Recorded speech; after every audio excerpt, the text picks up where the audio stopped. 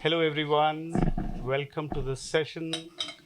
You know what? There's still a few All more of seats. us had choices. I didn't have. I had to moderate the panel. They had choices. You had choices.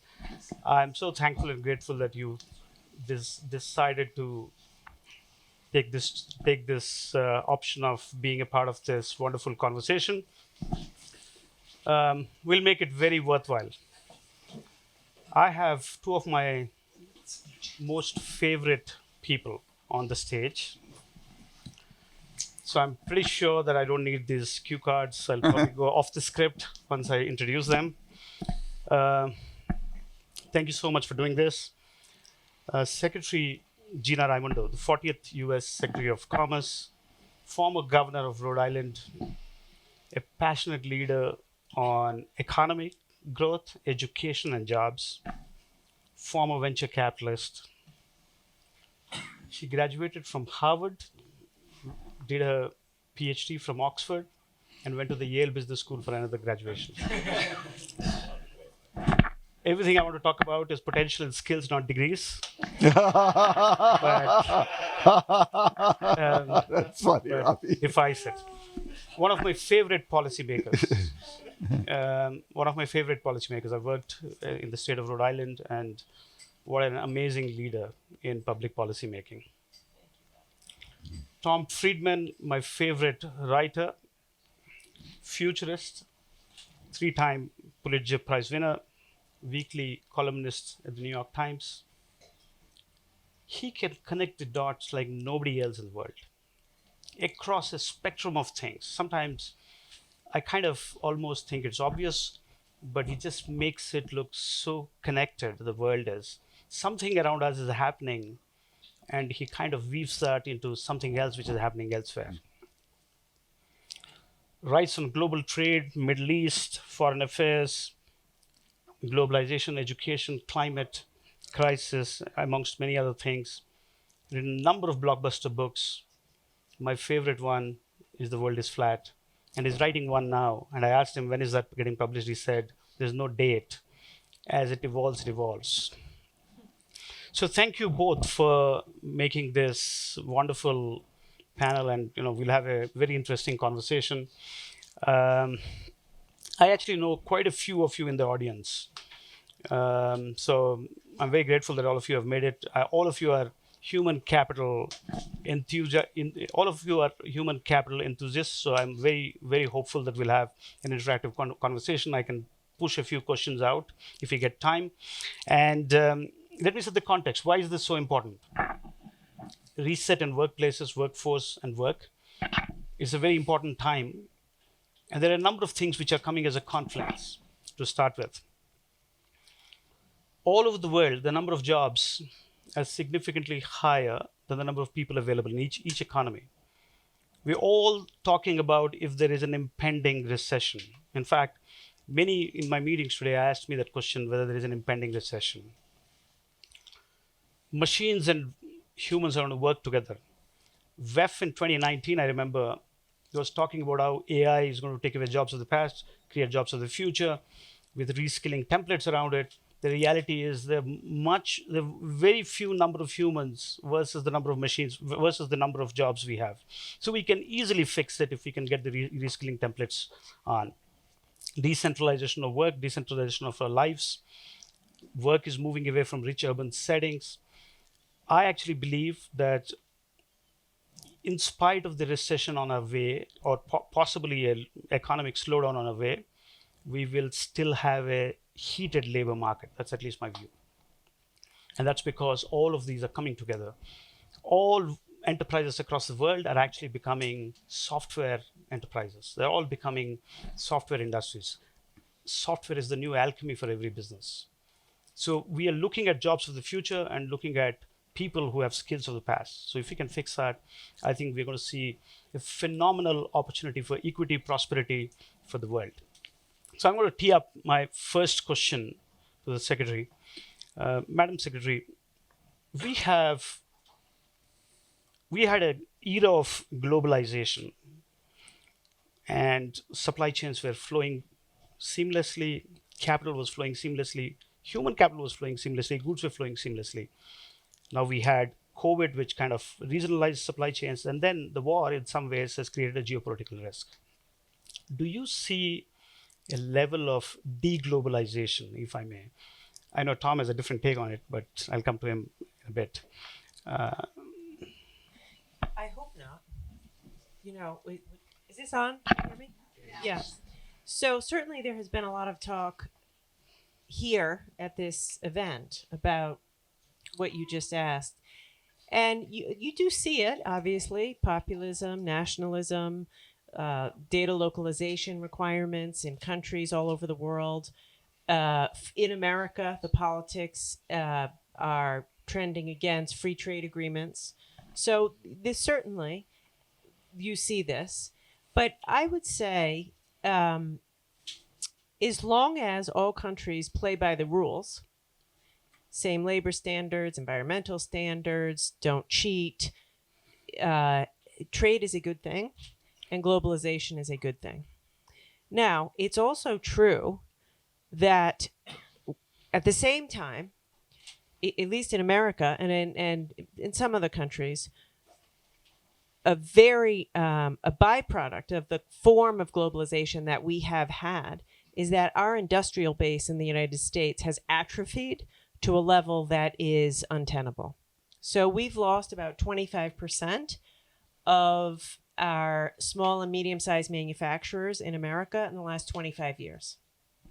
I come from a state, Rhode Island. Rhode Island, when I was growing up, was the epicenter of jewelry manufacturing, all gone. Okay, maybe we can live without jewelry being made in America. Okay, I don't know. We could talk about that all night. But we've also lost all chemical manufacturers, so many raw materials, inputs. The manufacturing base is atrophied. Semiconductors. Once upon a time, we invented semiconductors, for crying out loud. That's why Silicon Valley is Silicon Valley. We once made 40% of the world's semiconductors in the United States of America. Today we make 12% and 0% of the most sophisticated semiconductors. So we need globalization. And we should, in my view, resist the calls to be closed. But we have to have a level playing field, follow the rules, and at the same time get back into the business of investing in our industrial base because we've allowed it to atrophy to a dangerous place. Last thing I'll say is this. China spends more money as a percent of their GDP on industrial planning than they do on their military. Think about that. They have said, we want to be the leaders in semiconductors, AI, all emerging technologies, and they're pouring a massive amount of money into it. At the same time, we have gone the other way. So I do think it's, this is what I work on, like we must reinvest in that ecosystem of our industrial base. Thank you so much. Tom, what's your view? I know you'll have a very different take on globalization if there is going to be a deglobalization. Well, on that question in particular, Ravi, I'd say first of all, it's great to be with the Secretary and you, and I'm honored to be on this panel. It all depends what globalization you're talking about. Are you talking about trade as a percentage of global GDP? It's probably off a little since the pandemic. Are you talking about telecommunications? Wow, we're being globalized more intimately than ever before. Are you talking about transportation, container ships? Or are you talking about my definition of globalization in the world is flat? And that definition, for those of you who don't know, the book was born at Infosys with Ravi's predecessor, 2005. Nandan Nilekani. And actually, it's relevant to this because I was doing a documentary for Discovery Channel on globalization, and after 2 weeks at Infosys in Bangalore, I was kind of blown away by what I've seen. And the last interview was with Nandan, one of the co-founders of Infosys, and we were actually, the film crew was setting up at his office, and I was sitting on the couch outside his office with a laptop on. And at one point, Nandan said, "Tom, I've got to tell you, the global economic playing field is being leveled. And you Americans are not ready." Oh, I wrote that down on my little laptop. The global economic playing field is being leveled. We got done with the interview. I got back in my Jeep to ride the hour from Electronic City back to the Leela Palace. And Took you hour then as well. Oh yeah, and I was thinking about it the whole way, and I had my notebook, and I thought, wow, he's really telling me that it's being leveled. He's telling me it's sort of being flattened, and I said, oh my God, India's premier engineer entrepreneur just told me the world is flat, and I wrote that down in my notebook. I got to the Leela Palace. I ran up to my room. I called my wife in Bethesda and said, honey, I'm going to write a book called The World is Flat. She now says she thought that was a brilliant idea. That's not exactly how I remember the conversation. But what that book basically was saying, Ravi, is that, look, globalization in terms of trade has been with us all the time. The book was basically arguing that for millennia, basically, you had to be a country to globalize, whether it was Spain, or Portugal. And then you could globalize as a country, as a company, excuse me. What has happened, because of the global platform we've created in the last 30 years, is you can now globalize as an individual. So the reason I resist these arguments that globalization is over is that my argument is that what is new, what my definition of globalization is the ability to act globally. Oh my God, I just interviewed the team at PayPal yesterday, and PayPal now has a app where you can take your miles or your rewards on your American Express card, turn them into cash, and transfer them to an NGO or charity in Ukraine, okay, in the space of 30 minutes. I, as an individual, can now act like USAID. Whoever thought that someone would go on to Airbnb and think, you know what I want to do today? I want to transfer some foreign aid to someone in Lviv. I'm just going to rent a room on Airbnb in Lviv, and I'm not going to go. In 2 weeks, 100,000 people did that and transferred $20 million to Ukrainians as individuals. AID was probably still lacing their shoes. And these individuals had, so that to me is what's new. And that is not going away. That is getting more and more intense every day. So, but I'm worried about the other aspects. Do you see this is like something called re-globalization we discussed about? Well, I think the re-globalization is what is also happening, and that I did an Intel dinner the other night, and it was so interesting. And the secretary referred to this because Pat Gelsinger said globalization is over. No, we're just going to take all the chips we put on, say, one country, and we're going to divide them up now between Spain, and we get it right, Germany, Ireland, and they're just making bets because they want a more resilient supply chain and to take advantage of the knowledge out there and the labor. But I think the reason that I think it's really important to understand as we have this conversation, why is TSMC? How is it that there's this barren rock in a typhoon-laden sea called Taiwan with 22.5 million people, and they have the greatest chip company in the world? Across the straits, on a clear day, I think I can see it, is mainland China. 1.4 billion people, putting billions of dollars into this. They are the same culture, the same everything of those people in Taiwan. And they can't make chips. They're not even close. They're 28 nanometers, some at 14. These guys are at 3 nanometers. They're not even close. What is the answer to that? And it's very interesting from my own research. The answer is actually trust. That TSMC has created an incredible trust platform that is allowed and enabled and encouraged Apple, Qualcomm, Samsung, Intel to all use their designs on TSMC's platform. It then leverages the learning from each one of those to benefit itself and the whole. And it's that trust engine that makes TSMC TSMC. Absolutely. The day Xi Jinping invades Taiwan, TSMC is worth zero. It's worthless. It's just another foundry down the road because the trust mechanism, which is the key to TSMC, and that gets back to then what America can offer, because that is, we can still do that on our good days at least. Yeah. Can I respond to something? Yeah. So sitting here listening to you talk about the opportunity for any individual to be a global citizen. Yeah. Which of course is true and exciting. Without movement of goods or without people. Movement of goods, not without movement of goods. It's a different form of globalization, and it's exciting. Yeah. It's exciting for us. Yeah. Because we have the skills, the network, the broadband, and the resources to participate as a global citizen. And the reason, my view is this panel is the most important thing happening in Davos, or among the most important things, because if you're an American, or, if you're an American sitting at home, if you're one of the 30 million Americans listening to this who doesn't have internet, you have 30 million Americans who don't have broadband, or, one of the millions of Americans who don't have any digital skills. That is downright scary, what you just said. Yeah. And so if anyone's wondering, you hear all over Davos, what's going on in America? We talked about it before. What's going on? What is the cancer that is the American politics? It's that. Yeah. Just sitting, as I listen to you, it's a scary thing to hear. And so you say, damn, I'm going to be left behind. There is no future for me in that world.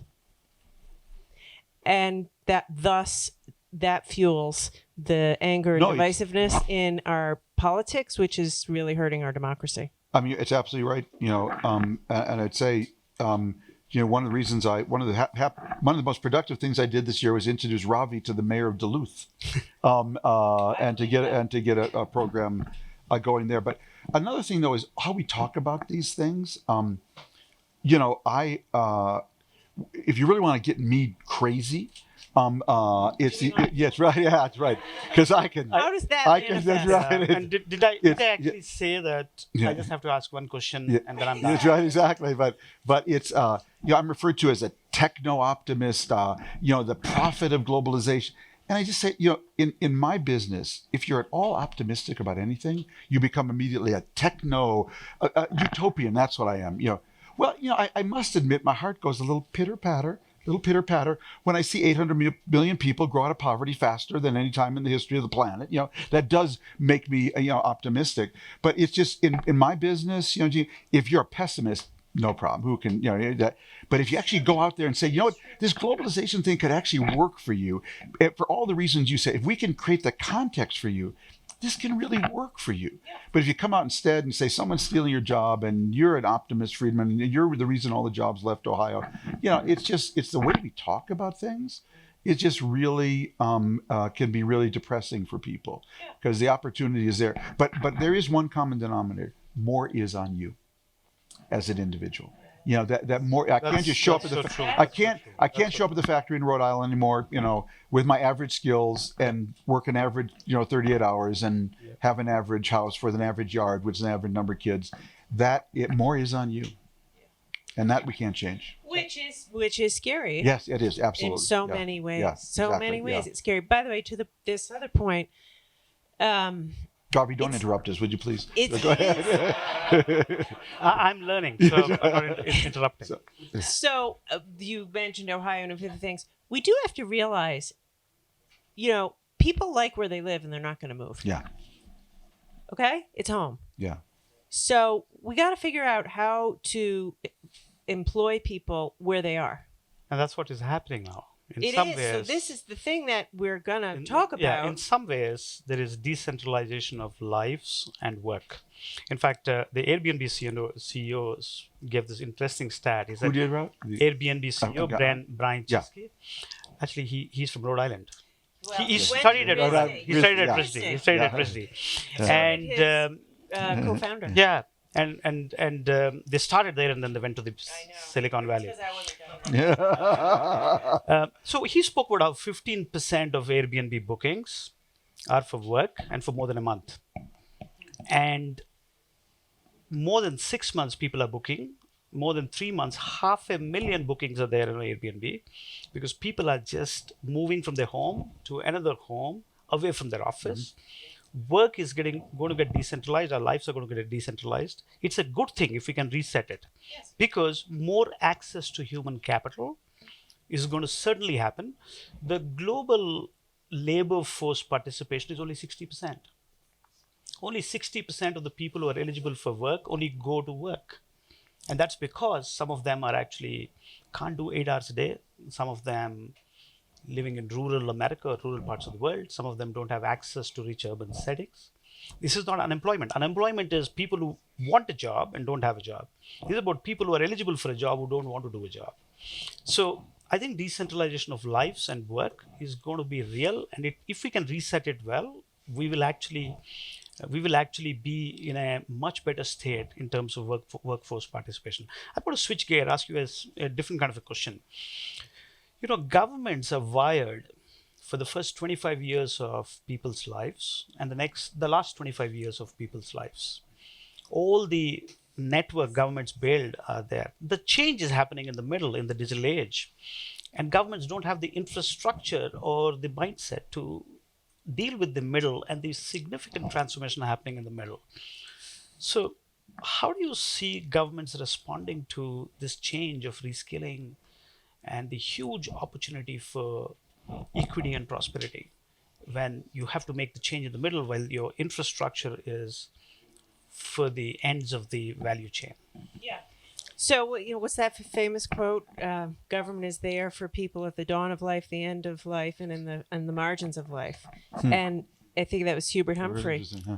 And that's true, right? If you think about it, the dawn of life, the end of life, and if you're on the margins. But you make an excellent point. And that is what we need to change, particularly as it relates to whatever word you want to use, skilling, upskilling, retraining. And as Ravi knows, when I was the governor of Rhode Island, I did a huge amount of work kind of rewiring our community college system. When I ran, I said, it was called CCRI. I want CCRI to be there for you if you're 18 and just starting out, or if you're 52 and need to learn a new set of skills to go get a new job. And we made it tuition free for 2 years. And also we had an adult promise program where you could go back and get some skills and go get a job. And I think that's where we need to go. That is where we need to go. I mean, it's not, there is still some provision of health care for people in the middle of their life if they're lower income and such. But I think the biggest shift we need to make in the way the government provides education is to move to a more continuous and unbundled education. And it is very doable, very doable. I also think, I don't know if you want to get into this issue, but one of the things I lose a great deal of sleep over is we're not doing nearly enough to enable women to work at the top of their game. And we could do one thing, which would be providing universal public pre-K for 3-year-olds and 4-year-olds. Just do that one thing. You pick up 2 years of a woman in the workforce, and that would be helping in the middle of life. Absolutely. Obviously, the child is 3 and 4-year-old, but for the mom or dad who can work, that's helping them in the middle of their life. So all of those investments, whether it's pre-K, childcare, community college, skills, we have to have a serious rethinking. Thank you, Secretary. I'm going to switch gear to a different topic. We discussed about how in most parts of the world, very uniquely, the number of jobs are significantly higher than the number of people available. And even with the economic slowdown, we don't think the labor market will kind of slow down. Maybe a little softness, but it'll still be, the gap is going to be there. We think machines and AI can take away these repetitive jobs at the bottom, and we create upward social mobility. And I'm going to come to that in a minute to ask about it. That upward social mobility can actually help us to amplify human potential. Do you see that as a possibility about humans with machines working and the endeavor of humans plus machines? And interestingly, every industry is a tech industry today. That's one of the reasons why the number of jobs are so high. The car industry, which we actually thought was an atoms industry, is now an industry of software. It's a software company. Every car company is a software company. Every industry which we actually thought were atoms, analog, are actually becoming immersed into bits. Do you see this as the machines and humans working together is an opportunity to create more equity and upward social mobility? So, Ravi, I think it all depends on the meaning of the word better. Because better has two meanings in the context of jobs. One is an optimistic better.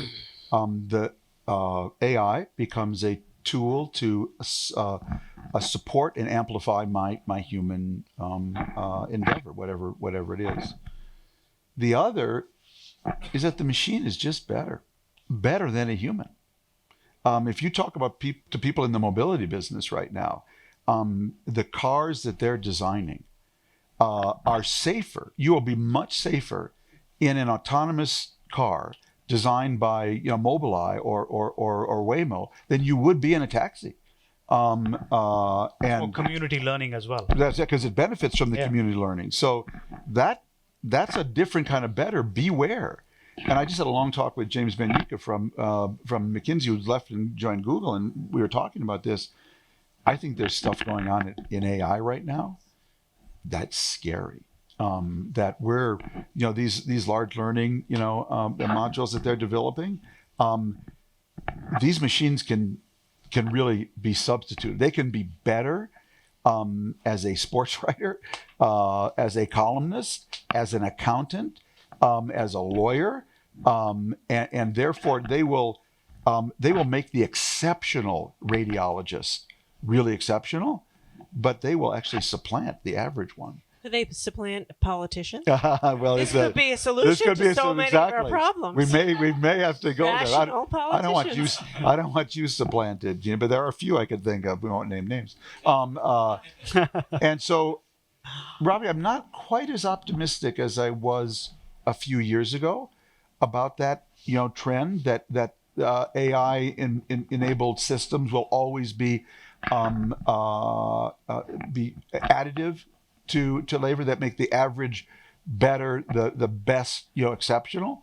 I think we're at the cusp of some pretty big changes. If you just think of what the progression we've been on. 1962, someone comes up with a program that can beat the best checkers player. 1995, we have Big Blue chess. IBM Watson. You just go down the list. These machines are getting really, and I think they've reached a level of criticality now that I'm just not so sure. So when I heard you, and we had our conversation yesterday, telling me about how there's more jobs than ever and whatnot, I thought, wow, that I hope that lasts. I hope that I hope you're right, and James isn't, but I just don't know. I was hoping you were very optimistic. Right. I will switch to another question. I know there are a lot of... But the answer to that is in our hands. There are policies that we can... that we could implement. Yeah. Which can create some boundaries around it. Could create some boundaries. Yeah. That's a huge discussion, obviously. But I think we're nearing... It's not inevitable. Right, yeah. No, it's a choice. Yes. I want to switch gear and ask another interesting question, but I know that a lot of people in the audience are educators and people associated with human capital. I'm going to throw it up. But there's one other question on upward social mobility. It's such a dichotomous situation. We have this gap of jobs and people. Equally, 4 million people in the United States are leaving every month from jobs in healthcare, hotels, restaurants, airlines, check-in counters of retail, because they don't see upward social mobility. They were okay to do a $20 per hour job for a couple of years, but not all their life. They think the balance of the employer and employee has to come in, and they have to have upward social mobility, either from small to large businesses, or from industries which have a cap to industries which can actually have headroom and radical reskilling templates. There's many companies associated with reskilling here. I wanted to understand, how do we fix that issue of upward social mobility? 4 million people are leaving jobs even today, and it's true for every country in the world. People are leaving jobs in industries where they think they're done with it. Well, that's not necessarily bad, right? That is not, as long as we land them on a job which is of higher upward mobility, and we create consortiums of very similar to what we did in Rhode Island at a point of time. So when I was the governor, I engaged in a little game myself. I would go out for dinner, and of course everyone recognized me, and my game was I would ask the waitress or waiter about themselves and if they had gone to college. And almost always they said yes, but they dropped out. And so they were stuck in this waitress job or waiter job and had tens of thousands of dollars of debt, almost always. And so that first of all, that tells you our current model is broken.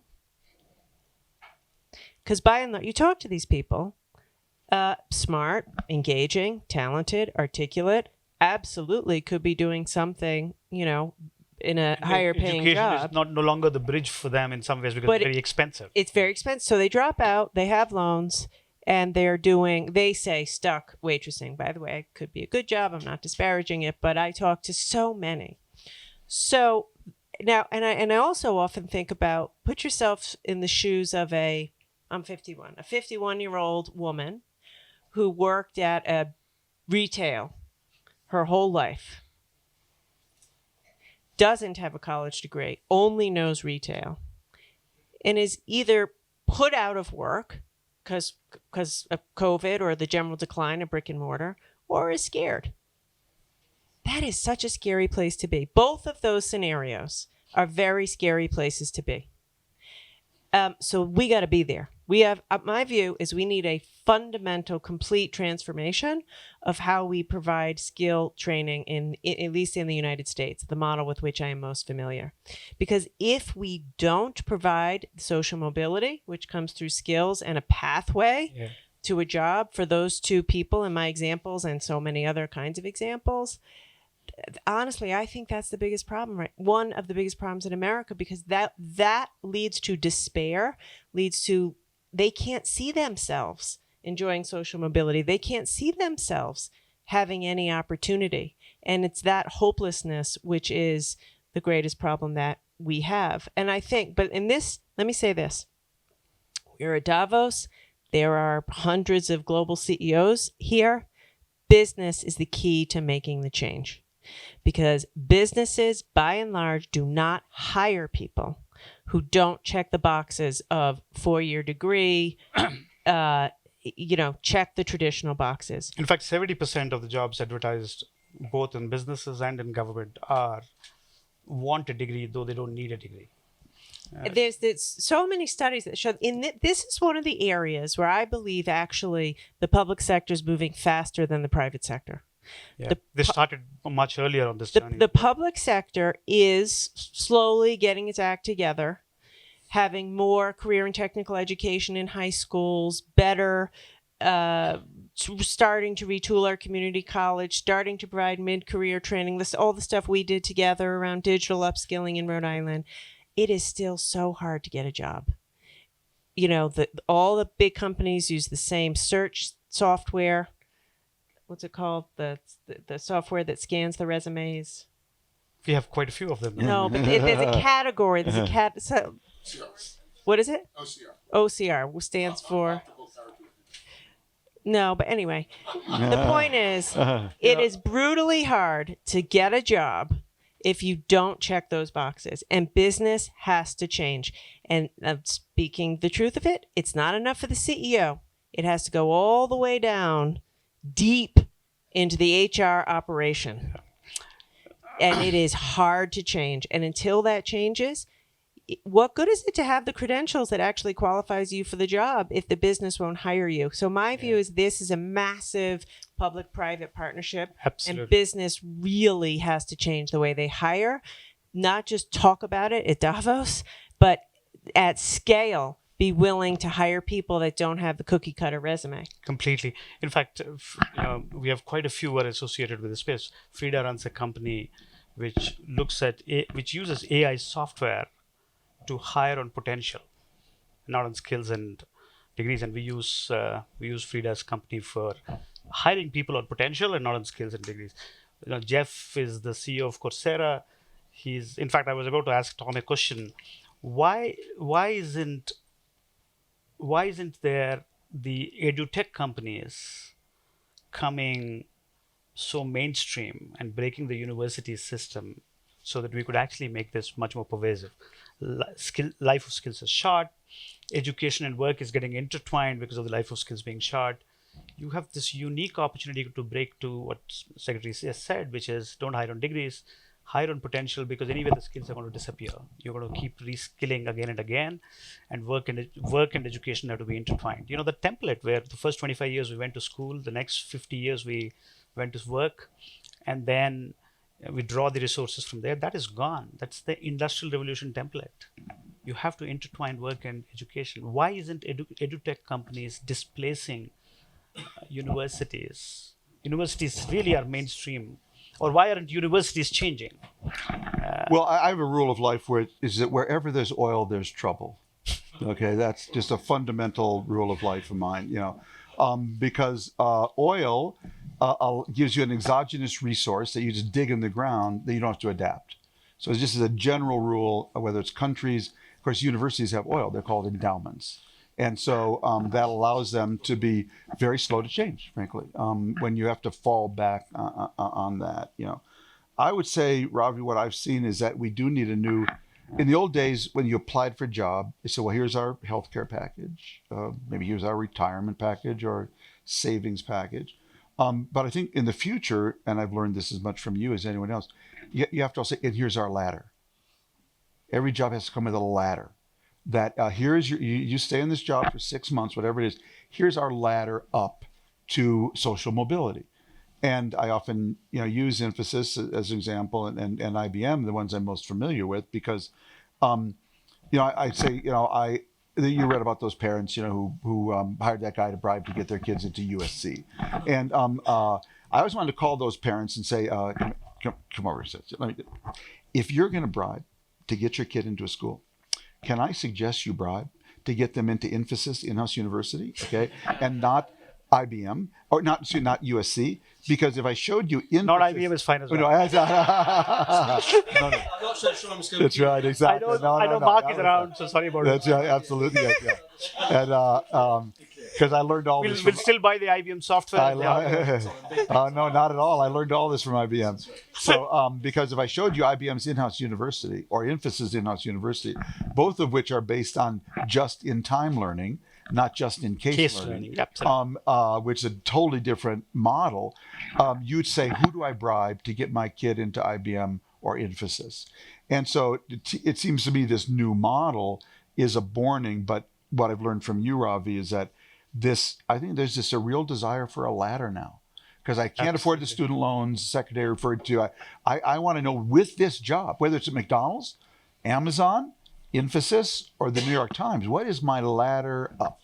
And I think it's part of the whole new social contract between I think workers that and template of industrial revolution is out of the window in some ways. In fact, I wanted to check, Krishnan, the Secretary wanted to say something. Did you want to say Well, something? it's just interesting. It's a new social contract, but reminiscent of the old social contract. Mm-hmm. Yeah. When much more apprentice. Exactly. Apprentice. You would think you would have a 30-year career, right, at some place, and quote unquote move up the ladder. Yeah. And there was a reason for that system. It had a lot of wisdom in it. I just want to ask you one question. You do CEO recruitments, CEO of Heidrick Struggles, the CEO advisory and recruitment. Do you still see people asking for a degree even at a CEO level? I mean, it's almost, nobody asks for it, is what I would say, but it's almost a given that the people who might be qualified with enough experience will have it. We run into instances where they don't, and despite looking at agility and potential, there is pushback on that as well, without any question. So it's pretty challenging for people who don't have degrees and have proven themselves to take that final step without the degrees, what we find practically. In some ways, we outsourced our jobs of hiring the right people to the universities who do the QA, and then we think the filters are all built, so it's easy to hire, right? So yeah.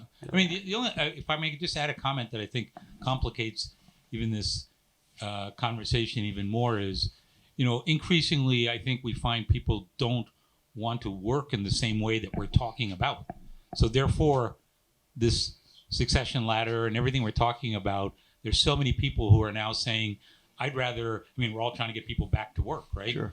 It's pretty hard, okay, number one. And they all want to work in a much more flexible model. So while we see the labor pool defined traditionally is declining, there is a hybrid pool that's increasing. People who want to be flex workers, okay? And right now, without the policy changes, Secretary, like you talked about, that's where you'd go to find diversity, okay? The number of mothers who are available and want to work 3 days a week, okay, or want to work on projects, et cetera, that number is up, I think, in our studies, 34%, okay? So there are labor pools that are rising because how people want to work is radically different as well. Thank you. I want to squeeze in one quick question. The real wages, in spite of the tight labor market, have not gone up to the level of inflation. Do you think it's just transitionary, the real wages will go up? Because when I talk to people who leave us, they say they get 20% jump. So I keep wondering whether only the specialist skills are getting that kind of jumps, and therefore they kind of switch. But the aggregate wages across the world have not moved up to the level of inflation in developed nations. Well, real wages in the U.S. for people who make less than $50,000 a year have moved up. Gone up. Have gone up. To the extent of inflation? Yes, in more so. Yeah, 50,000 and below have kept Which is very good. pace with inflation, but sort of 50 to 150,000, not at all. Why is that? Why is that? My theory as to why that is, I don't know. You know, I think it's I think if the you more don't skilled have a job, special, yeah, if you right, don't, yeah. if you don't have a specialist skill, Yeah. like Ravi says, Yeah. and you're not in an industry like tech that is growing like gangbusters Yeah. and printing money, it's you're not getting compensated at a premium to keep up with inflation. So, Secretary, your office is communicating with me with my mobile phone switched off that you need to leave. There is a back-to-back engagement. So thank you so much for participating. And we're going to take a few quick questions for Tom. I hope you have some more time. Yeah, but don't want Gina to leave. When she's got to go, she's got to go. Okay, that's great. Yeah. That's great. It's, So why don't we take a few questions? 7:20. It's 7 o'clock. It's 7:20. All right. Please, So, for the Secretary, if you can introduce quickly. Sure. Hi. I'm Sarah Williamson from FCLT Global. And one of the things you mentioned a little bit was competition with China. China, a few weeks ago, announced a new retirement savings plan which is basically modeled on the Australian system. And so they're really trying to reward human capital by having people save, not tied to the employers. And as I'm sure you know, in Australia, they've done this for about 25 years, and it has rewarded human capital, and it's also created a lot of capital to invest. Oh, in the U.S., we only 25% of people don't have any retirement savings. Do you think we've got a possibility of doing something like that and trying to, compete with the Chinese in that way, since they're The being very safety long-term? net, the social safety net. Yeah, and really being able to save, as you've said, you change jobs so many times. Our system is built with this mindset that you go to one place and you stay there for 30 years, and that's just not the way we work anymore. Yeah. So, if politics were more rational, I would say yes. Which is to say this. We have a crisis of retirement security in the United States of America. The 401k experiment failed. 401ks do not provide retirement security for a whole variety of reasons. People don't invest enough. People don't save enough. People don't invest properly. You're on your own, to your point. You're subject to the vagaries of the market. Excuse me. We allow folks to pull it out. Anyway, if you look at how little money the average American over 65 has, it's heartbreaking, actually. So a system of the kind Australia has and that you suggest, my own view is makes a great deal of sense. What I think you will see is some states beginning to experiment with that. And if they are successful, we may start to see something like that at the federal government level.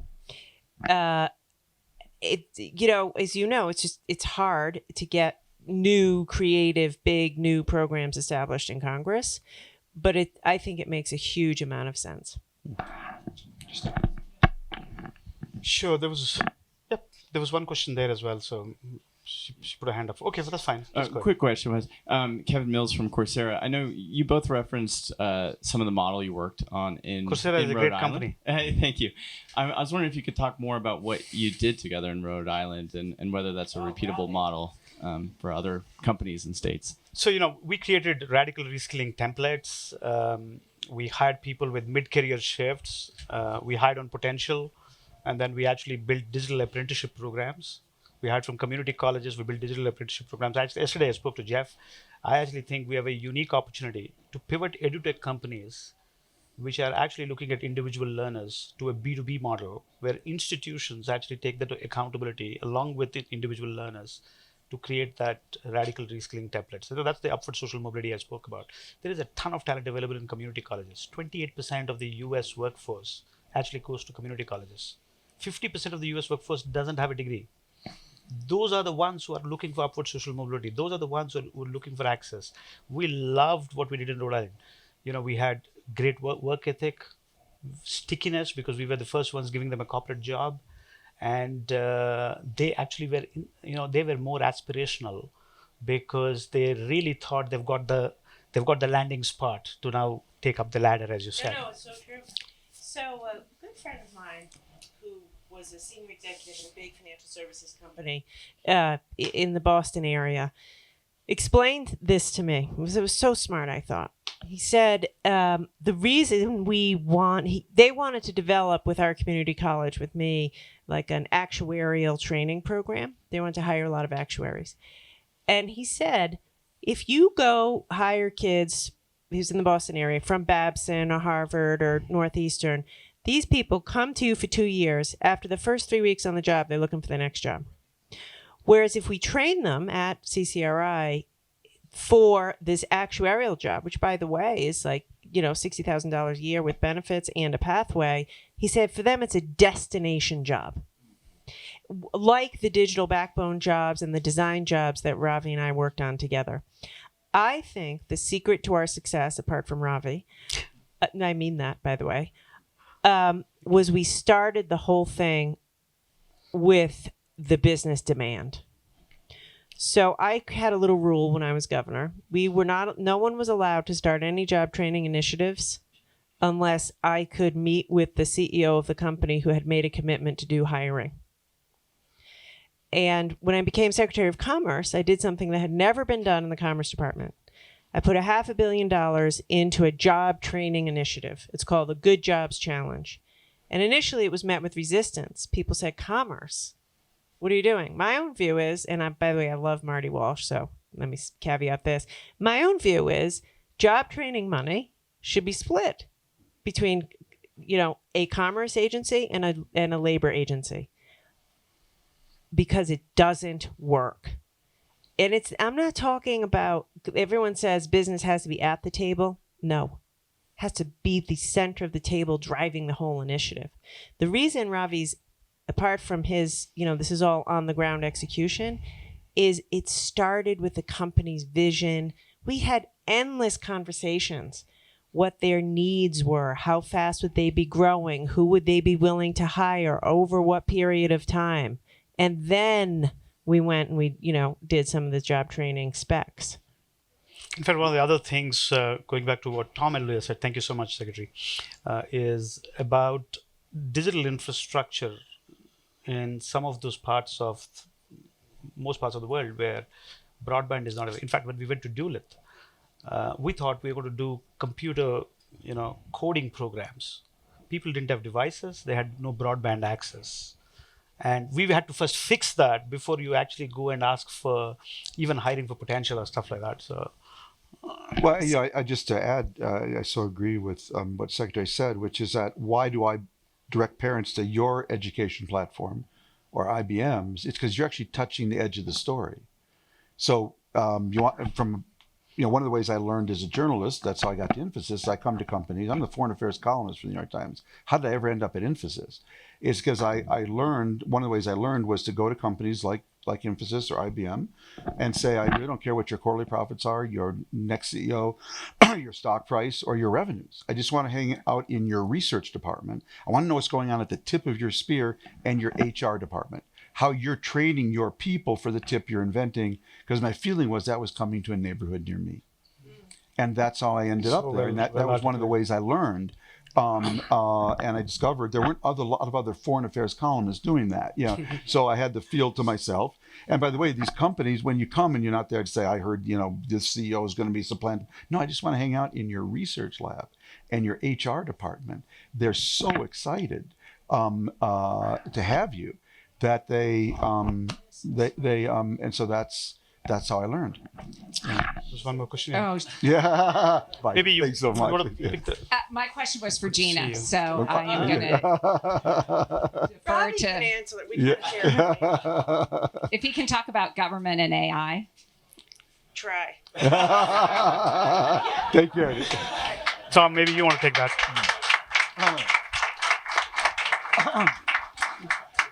If somebody else wants it, it was a true AI government question.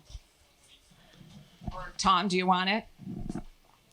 I think we are coming to the point where Or can I answer so that my question specifically is, so I'm Chris Splunk, Chief Impact Officer, Big Data Company, that with the previous immersion of social media and the internet, regulation was way behind, which got us to the world today of disinformation, divisiveness, manipulation.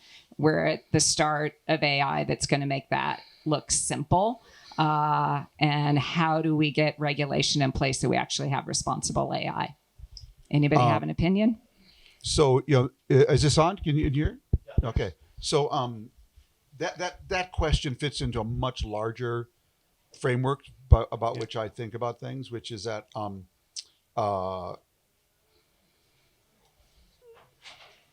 basically I think we're in the middle of a what I call a Promethean moment, a printing press, industrial revolution, steam engine kind of moment.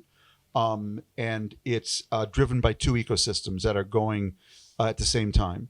The first is our ability to sense, digitize, process, learn, share. Sense, digitize, process, learn, share. Now, the sensing can be anything from me inputting a column, data, it can be pressure from a valve, it can be an F-35 sensing but that cycle is the steam engine of our age, and it's changing everything. And in 5 years from now, I know I'll come here, there'll be a chip in this chair, and Ravi will be able to know afterwards who sat up with which question, which answer. So we're gonna be able to sense, digitize, process, learn, share faster and faster. It's being accompanied by another ecosystem of emissions, warming, ice melt, change in ocean currents, change in monsoons, extreme weather. So basically, technology is being supercharged and nature is being made super extreme. What's different about our Promethean moment of all others was when we had the printing press, we were still in the Holocene. When we had the scientific revolution, we were still in the Holocene. You go right down the list. This is the first time we're the first species to drive ourselves from one climate geological area into another. And we're the first species to make machines that are actually smarter than we are. So in both ways, we're doing that. Now, those two things together have actually blown up the politics of the Industrial Revolution. That's why every political party in the world's blown up.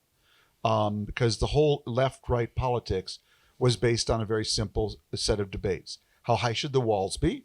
Left said high walls, right said low walls. How thick should the floor be? The safety net, right said thin floor, left said thick floor. How tight should the ceiling be? Ceiling was on incomes and the pace of change. Left said low ceiling, right said no ceiling. And that was our parties for 75 years. And then one day, they all blew up. The Tories became a Brexit party. The Liberal Party just disappeared. In fact, their leader's now the spokesman of Facebook. You couldn't make that up, okay? Labor became Marxist. The Republicans became a Trump cult. Democrats are blowing up before your eyes. Just give them time. So it just you see it all over the world. The old binary left-right doesn't work anymore. So what they do is they fall back on what? Identity politics. How better to hold your adherents than to go to tribal and cultural identity issues. So that's what's going on. So none of these parties are actually fit for purpose. What is the purpose? When you have these two ecosystems going on, what it's doing is fundamentally reshaping relations between humans and machines. We've now evolved machines that have greater intelligence than we are. Humans and nature. We have a completely different relationship with nature. Now we're out of harmony with nature. Humans and humans. Because of social networks, part of that same sensing thing, we can now hear each other whisper. We can now hear each other whisper. We were never meant to hear each other whisper because we whisper crazy shit sometimes, okay? And that is really, we changed the relationship between humans and states, and we changed the relationship between states and states. All 5 of those are changing, okay? Now, the only way to manage those changes, and it was embedded in your question, are with not binary left-right, but with like the same way nature does it. What makes for a stable ecosystem in nature? Healthy interdependencies, where you have a complex adaptive network, but the interdependencies are healthy. The deer eats the grass, the lion eats the deer. Nature does it in a violently emergent way. What makes for a healthy ecosystem in nature is the same as in society. Complex adaptive coalitions are how you have to govern this world, okay, where there's no left and no right. I'll give you one very quick example. So I was actually, the last time I was here, I left this meeting 2 years ago and I went to Israel, and I happened to bump into Amnon Sheshua, who runs Mobileye, the Israeli autonomous driving company bought by Intel for $18 billion because Intel wanted to be a car company. And Amnon said to me, Tom, have you ever driven in a self-driving car? I said, Amnon, I was just at Waymo. I rode around Mountain View in Waymo's car. Mountain View. That's a grid. Try driving in a self-driving car in Jerusalem where there are no 2 parallel streets. So he took me out in their car, up, down, around, camels, donkeys, Jews, Arabs were going, and nobody's driving. There's a guy there, but he's not driving. It's amazing. We got done. He told me a very interesting story. He said, to test a self-driving car, you actually need an insurance protocol to determine what constitutes safe self-driving. Otherwise, anything you hit or anyone hits you, you get sued. Well, the rabbis who run Jerusalem don't know a lot about self-driving cars. Okay, so Mobileye had to convene a complex adaptive coalition of Volkswagen, their car supplier, Mobileye, the rabbis who run Jerusalem, and the Israeli Ministry of Transportation, and they collaboratively wrote the law. That was the only way they could do it. Okay, and it was so good that Russia's Yandex now tests their self-driving cars in Israel, and China took the whole Israeli law, translated into Chinese, and made it their law.